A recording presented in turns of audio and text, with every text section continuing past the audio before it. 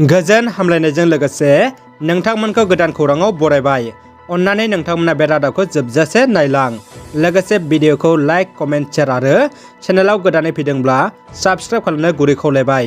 दानिया फैदो लोगोफोर रादाबखौ मिथिलांनि। गिबि खौराङाव दङ बर' हारिनि बिर जोहोलाव रन्जन दैमारिनि दिनै गोथार जोनोम सान।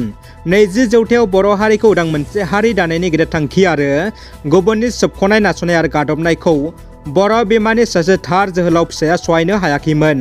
गोसो गोरबोआव बिर जोहोलाव दैमालु सोमदोन जावलिया बासिराम जोहोलावनि थैया बै जोहोलावनावबो रोहो रोहो जोंदोंमोन। बै जोहोलावानो जोनोम होदोंमोन हाथियारनि हादर बिग्रायारि National Democratic Front of Bodoland, जायखौ बुहुमनाङै एनडिएफबि होनना मिथियो। बे आफादखौ गायसनना बर' हारिखौ रैखाथि होनो नाजादोंमोन। रन्जन दैमारि बिर जोहोलावनि अबदानावनो बर' हारिया दिनैनि बे थासारिसिम मोनफैदों। बायदि खैदां खैफोद बारहुंखा गासिखौबो सौसिबोना थांनाय 2020 मायथाइयाव गेदेमाया बर'नि गेदेरथार जारिमिनारि गोरोबथा बिटिआर एकर्डआवबो मुंसाइ होदोंमोन। नाथाय जोबोद दुखुनांथाव, गोरोबथाया 2 बोसोर आबुं जासेयावबो बिर जोहोलाव रन्जन दैमारिया उदां जायासै। बिथां गेदेमानि उदां जायैखौ बुहुमनि साफ्रोमबो बर' फिसाफ्रा दुखु मोनो आरो सरकारखौ गोख्रों सोंखारियो। गेदेमा बिथांनि गोथार जोनोम सानाव बिथांनो साफ्रोमबो बर' फिसाफ्रा गाहाम हामलायनाय बावहरदों आरो ससियेल मिडियायाव जोहोलावनि गोख्रों बार बारदों। लोगोसे भारत सरकारखौ खावलायदों गेदेमाखौ थाबैनो उदां खालामनो। धेमाजि जिल्लानि सिमेन्ट सापरियाव फरायसालिमाफोरनि थाखो बर' फरायसाफोरनि जथुम खुंदों।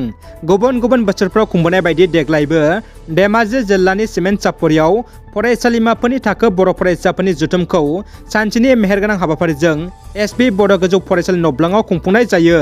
सानसेनि हाबाफारिजों खुंफुंनाय बर' फरायसाफोरनि जथुम हाबाफारियाव सिमेन्ट सापरि ओनसोलनि गुबुन गुबुन फरायसालिमा बर' फरायसाफोरजों लोगोसे ओनसोलनि माहारि आफाद, एबसु, इउबिपिअ दालाइ आफादनि दैदेनगिरिफोर आरो फरायसाफ्रा बाहागो लायो। बिटिसिनि बारग' चिफ आरो बिपिएफनि गाहाय हाग्रामा महिलारि बिथाङा आरजाथावै बाथ्रानि गेजेरजों बिटिआरनि गाहाय मावफुं सोद्रोमा प्रमद बर'खौ बिसायख'थिनि समाव गाग्लोबदोंमोन।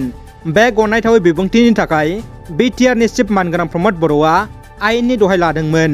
आयेना महिलारि बिथांनि बेबायदि नंखाय आरजाथावै बाथ्राजों गाग्लोबनायखौ गनायनानै लायाखैमोन। जाहोनाव आयेननि गेजेरजों महिलारिया कर्टनि बिजिरसालिनि आलासि जानांदोंमोन। मिथिनो मोननाय बायदिब्ला कर्टआ बेलनि गेजेरजों हाग्रामा महिलारिखौ हगारबाय होनना फोसावो। दानिया फैदो गुबुन मोनसे खौराङाव। मैया हरनि बारनाय बार अखाजों बाक्सा जिल्लानि नबस्थि दख'रानि गेटआ बायलांदों। लोगोसे दंफाङाबो लामायाव गोलैथेना दख'रानि लामाखौ बन्द' खालामना दोनजादों। लोगोसे बारनाय बारहुंखाजों ओनसोलाव गोबां खहा जानायनि खौरां मोन्दों। सावगारियाव नुनाय आइजो मायारानि ब्रह्मआ गोमानानै दङ। क'क्राझार जिल्ला बग्रिबारि थानानि सिङाव थानाय पर्बतजरा महकुमा आरो लासो मंगलाजरा बेसरखना गामिनि सबिराम ब्रह्मनि बिसि मायारानि ब्रह्मआ क'क्राझार टाउनाव थांनो होनना ओंखारलांदोंमोन। दिनैजों सानथाम जाबाय न'सिम मोनफैफिनाखै आरो बेहा न' सानै फिसा दंखायो। बे सावगारियाव नुनाय सानै गथ'सायानो बिनि फिसा। सोरबाफोर बबेयावबा नुफ्लांबायोब्ला 8472014369 आरो 9365273646 बे नाम्बाराव अन्नानै खोन्थाहरनो न'खरनि सुबुंफ्रा खावलायहरदों। बर' माहारियाव सोलोंथाइ गोसारहोनो एबसुआ सोलोंथाइनि फारसे खामानि मावनाय आरो सोलोंथाइ सांग्रांथि लाबोनाय गोबां हाबाफारि लानायखौ जों बयबो नुनो मोन्दों।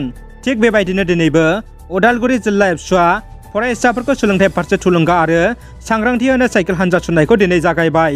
दुलाराय बर' फरायसा आफादनि आदब आरो गुन गोनां सोलोंथाइ 2021-2022 मावथांखि बायदियै उदालगुरि जिल्ला एबसुआ साइकेल हान्जा सुरना सोलोंथाइ सांग्रांथि फोसावनायखौ जागायबाय। दानिया फैदो जोबथा खौराङाव। आसाम रायजो बिजेपिनि आफादगिरि मानगोनां भबेश कलिताया मैया उदालगुरि जिल्लानि पानेरि बियाबनि मोनसे गोनांथार मेलाव बाहागो लाहैनाय समाव बर' आइजोफोर मैगं थाइगं फाननायखौ बिथाङा बाख्नायदों आरो बिथांमोनखौ थुलुंगा होदों। लोगोसे आफादगिरिया बर' आइजोफोर मैगं फाननायखौ बायनायजों लोगोसे लकेल हासार गैयै मैगं थाइगंखौ बायनो ससियेल मिडियानि गेजेरजों बयखौबो थुलुंगा होदों। बर' आइजोफोरनि फालांगियाव आखाइ होनायखौ बिथाङा बरायदों आरो बाख्नायदों। लोगोसे बिथाङा थुलुंगाबो होदों। रादाबा एसेनोसै लोगोफोर। रादाबखौ जोबजासे नायनायनि थाखाय गासिनिसिमबो साबायखर आरो गोजोन हामलायनाय थाबाय। जै बर' हारिनि गोजोन्थों।